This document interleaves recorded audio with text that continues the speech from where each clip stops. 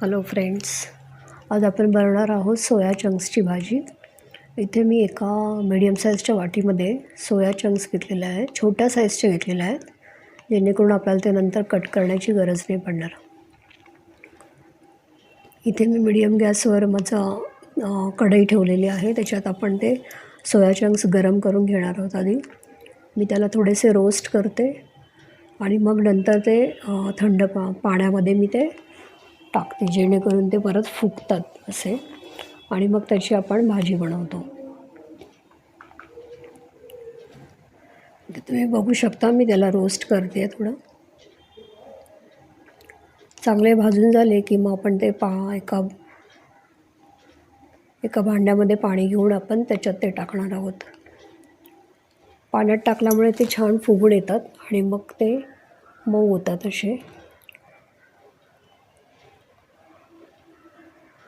Roast करताना त्याच्यावर थोडे थोडे ब्लॅक कलरचे स्पॉट येतात. एवढं इथपर्यंत आपण ते रोस्ट केलेलं आहे. तर हे बऱ्यापैकी आता रोस्ट झालं आहे आणि त्याच्यामुळे ते थोडे साईज पण त्याची थोडी कमी झाल्यासारखी वाटते आहे.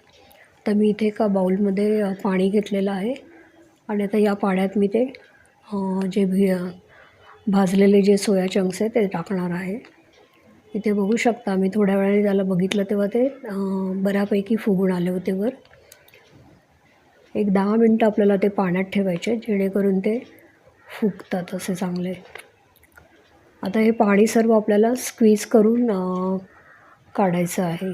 पूर्ण पिळून घ्यायचे ते सोया चंक्स. तुम्ही बघू शकता छान फुगलेले आहेत ते. तर हे असं पाणी काढून त्याचं एका बाउलमध्ये आपण ते सेपरेटली ठेवून देऊया. ही भाजी अतिशय चांगली लागते. तुम्ही एकदा ट्राय करून बघा. सध्या मार्गशीर्ष महिना चालू असल्यामुळे आपण ते नॉनव्हेज खात नाही आहे, तरी नॉनव्हेजला एक पर्यायी भाजी आहे व्हेजिटेरियन लोकांसाठी. खूपच छान लागते ही. चपातीबरोबर किंवा भाताबरोबर, भाकरीबरोबर पण छान लागते ती. तिचा रस्सा भाजी केल्यानंतर. इथे आपण पूर्ण पिळून काढलेलं आहे याचं पाणी.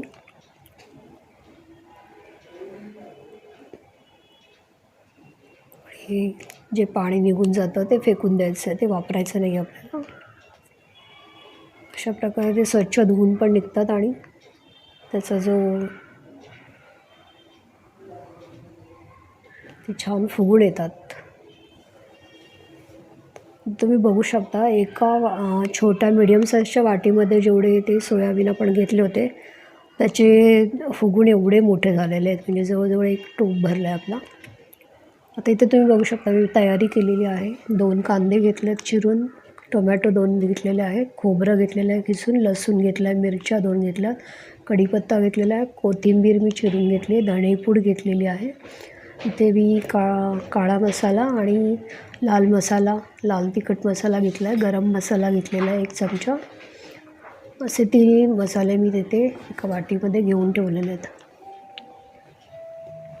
तर इथे आपण कढई तापत ठेवली आहे.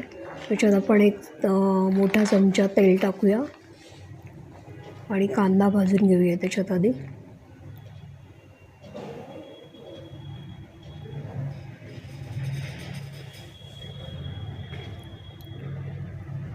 एक मोठा चमचा तेल आपण टाकलेला आहे कढईमध्ये. आता कांदा चांगला भाजून घ्यायचा आहे.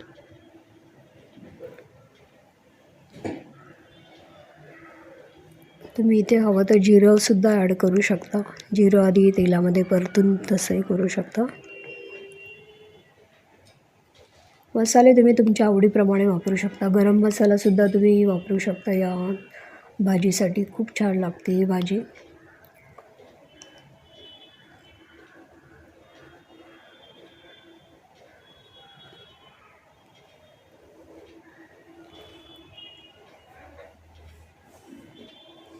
कधी आपल्याकडे पालेभाज्या वगैरे नसतील किंवा भाजीसाठी काही नसेल तर आपण हे भाजी नक्कीच ट्राय करू शकतो. छान होते ही भाजी आणि टेस्टी पण लागते चांगली. सोयाबीन आणि हे हाय प्रोटीन्स आहेत ॲक्च्युली. आपल्याला भरपूर प्रोटीन मिळतात त्याच्यातून. तर तुम्ही ही मध्ये मध्ये करू शकतो ही भाजी, ज्याच्यामुळे आपल्याला प्रोटीनसुद्धा मिळतात.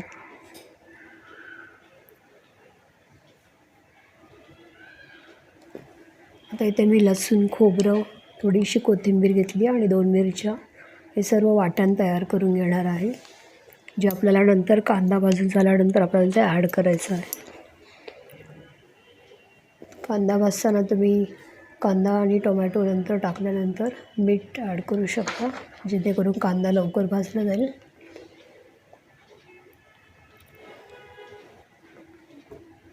इथे तुम्ही गॅस थोडा फास्ट ठेवला तरी चालेल, जेणेकरून आपला हा जो मसाला आहे तो लवकर भाजला जाईल.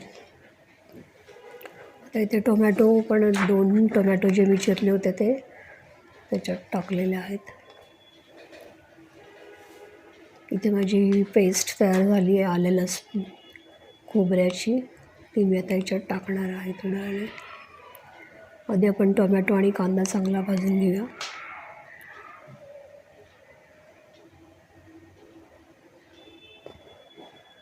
फास्ट गॅसवर पण तुम्ही हे करू शकता.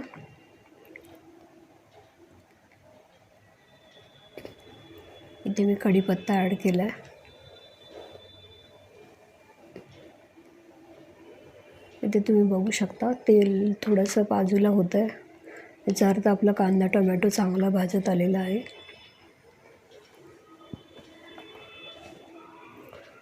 या स्टेजला मी मीठ ॲड करते आहे. 1 चमचा मीठ ॲड केलेलं आहे, अर्धा चमचा हळद टाकलेली आहे.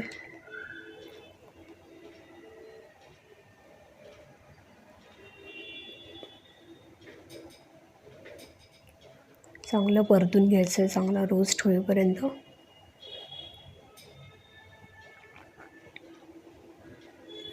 जेवढा मसाला चांगला भाजला जाईल तेवढा ते भाजीमध्ये छान लागतो तो एकसारखा.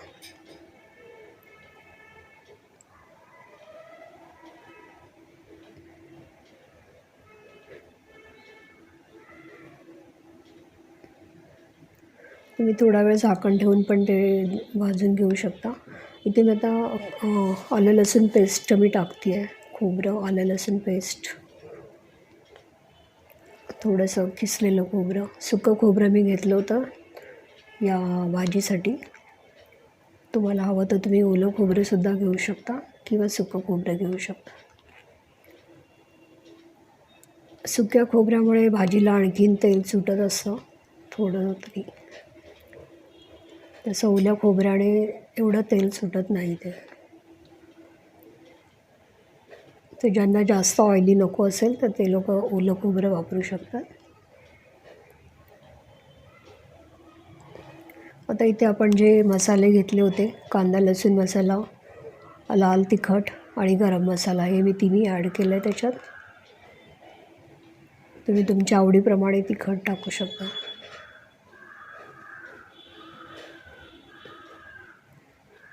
ही भाजी तिखटच चांगली लागते, तर तुम्ही तिखट जास्त प्रमाणात वापरू शकता या भाजीला.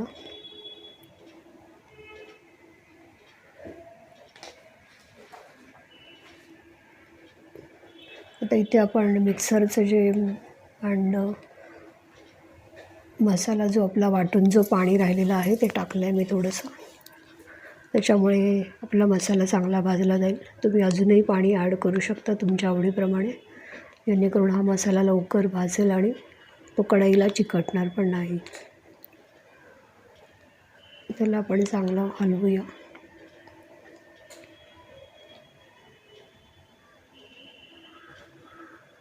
इथे मसाला चांगला भाजत आला की मग आपण आता हे सोया चंक्स जे ठेवलेले आहेत, पाणी काढून पिळून जे ठेवलेलं आहे ते सर्व ॲड करणार आहोत.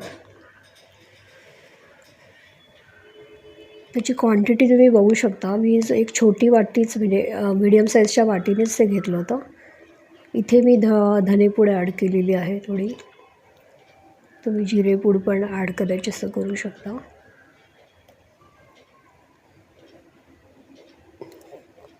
सर्व मसाला मी आधी टाकला होता, लाल तिखट वगैरे, आणि आता धनेपूड पण टाकली 2 चमचे.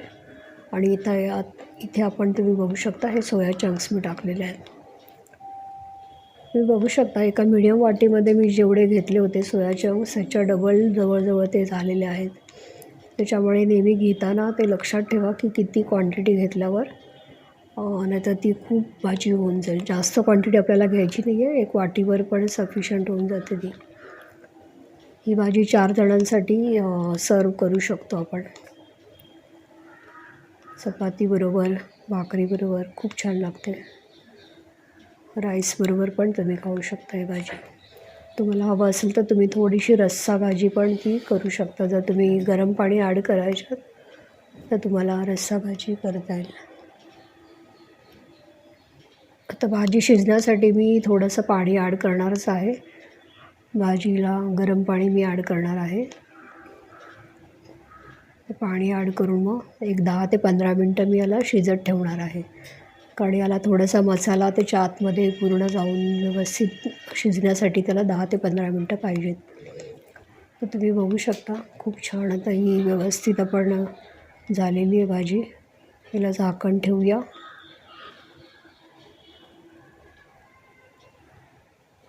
थोडा वेळ तिला शिजू देऊया. छानपैकी तिची टेस्ट पण चांगली लागेल.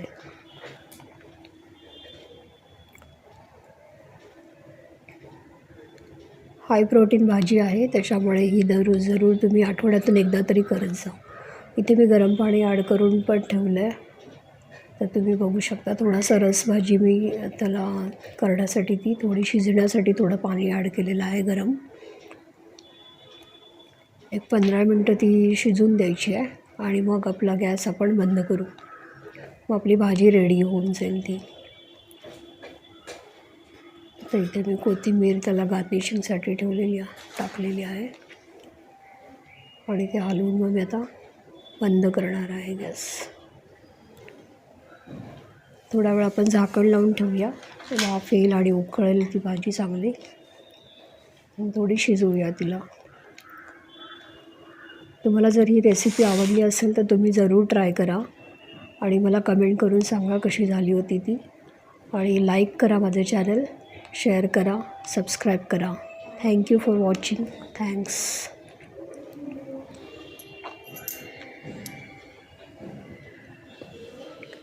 तर ते भाजी पूर्ण आपली होत आलेली आहे. तुम्ही बघू शकता मी थोडं पाणी ॲड केल्यानंतर पण एक 10 मिनटं ठेवल्यामुळे पाणी सर्व त्याचं सोक करून गेलं आहे आणि आपली भाजी अशी छानपैकी झालेली आहे. जरूर ट्राय करा. आता आपण गॅस बंद करूया. थँक्यू. Thanks for watching.